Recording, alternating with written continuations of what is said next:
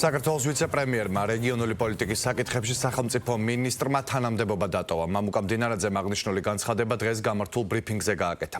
მისი თქმით, ის არა მარტო თანამდებობას ტოვებს, არამედ ზოგადად პოლიტიკიდანაც მიდის. აღნიშნულის მიზეზად მან პირადი გადაწყვეტილება დაასახელა, რაზეც პრემიერ-მინისტრთან და პარტიის საპატიო თავმჯდომარესთან ისაუბრა.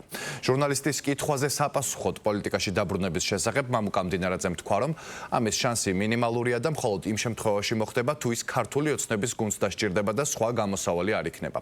ასევე სამომავლო გეგმებზე საუბრისას აღნიშნა, რომ სავარაუდოდ საქმიანობას ბიზნესის სფეროში დაიწყებს.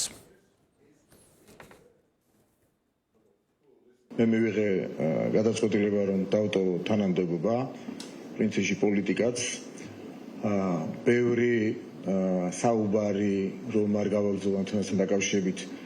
შემიძლია გითხრათ, რომ ჩემთვის ეს 10 წელი, რომელიც პოლიტიკაში ვიყავი, იყო შრომის, სამშობლოს ერთგულების და მეგობრებთან ერთად დიდი საქვეყნო საქმის კეთების 10 წელი, ერთი ბედნიერება ქართული ოცნების გუნდთან ერთად ამ სამსახურში ყოფნა.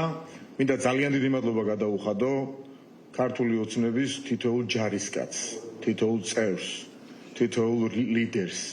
ბატონი ბიძინა ივანიშვილთან დაწყებული დამთავრებული რიგით ჯარისკაცამდე, როგორც ჩვენ ამ დიდ ოჯახში ვეძახით ხოლმე, იმიტომ რომ თითოეულ მათგანს ყველას უკლებრივ თავისი წვლილი აქვს შეტანილი საქართველოს დამოუკიდებლობის, მისი იმ დონეზე მიყვანის საქმეში, რა დონეზე ჩვენ დღეს ამაყად შეგვიძლია ვთქვათ და კიდევ ერთხელ გავიმეორებ არაერთხელ ნათქვამ სიტყვებს.